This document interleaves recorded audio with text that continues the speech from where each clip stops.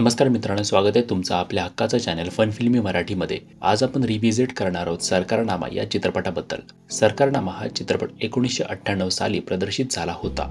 या चित्रपटात मुख्य भूमिकेत आहेत अजिंक्य देव, यशवंत दत्त, आशुतोष गोवारीकर, अश्विनी भावे, दिलीप प्रभावळकर। या चित्रपटाचे एक दिग्दर्शक आहेत शर्बानी देवधर। बोलूया स्टोरीबद्दल।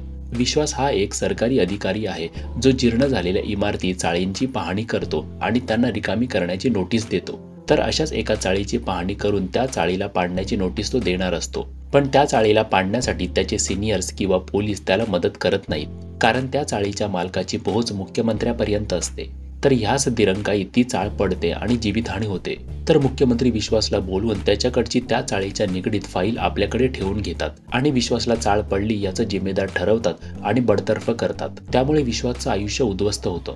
तर पुढे या आरोपांपासून मुक्त होण्यासाठी तो मुख्यमंत्र्यांच्या घरातून त्या चाळीच्या संबंधित ती फाईल चोरण्याचा डाव आखतो। तर पुढे ती फाईल तो चोरण्यास यशस्वी होतो का हे पाहण्यासाठी तुम्हाला हा चित्रपट पाहावा लागेल।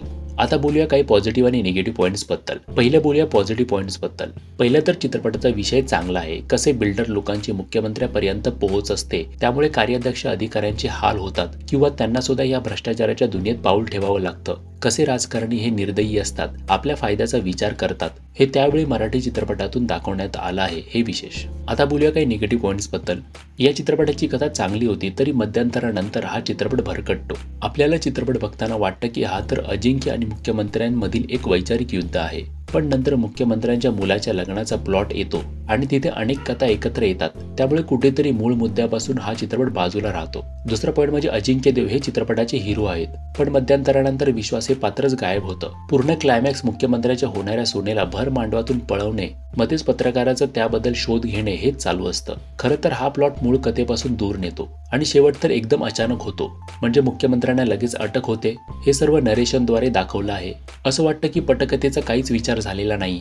हा ड्रामा नसता दाखवला तरी चाललं असतं, कारण मूळ कथा मुख्यमंत्री, तो बिल्डर आणि विश्वास यांमधील होती। त्यांचे हेवी दावे वैचारिक लढाई दाखवली असती तर हा चित्रपट क्लासिक या कॅटेगरीमध्ये नक्की आला असता।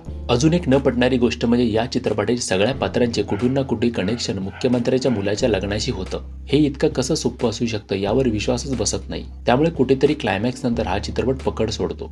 तर या चित्रपटामध्ये एक कल्ट क्लासिक राजकारणावर आधारित चित्रपट बनण्याची क्षमता होती, पण हे होताना दिसून येत नाही आणि याचं दुःख होतं। तर या भागात इतकंच, भेटू पुढच्या भागात। तोपर्यंत चॅनलवरचे अन्य व्हिडिओज नक्की बघा। चॅनलला सबस्क्राईब केलं नसेल तर सबस्क्राईब जरूर करा। थँक्यू।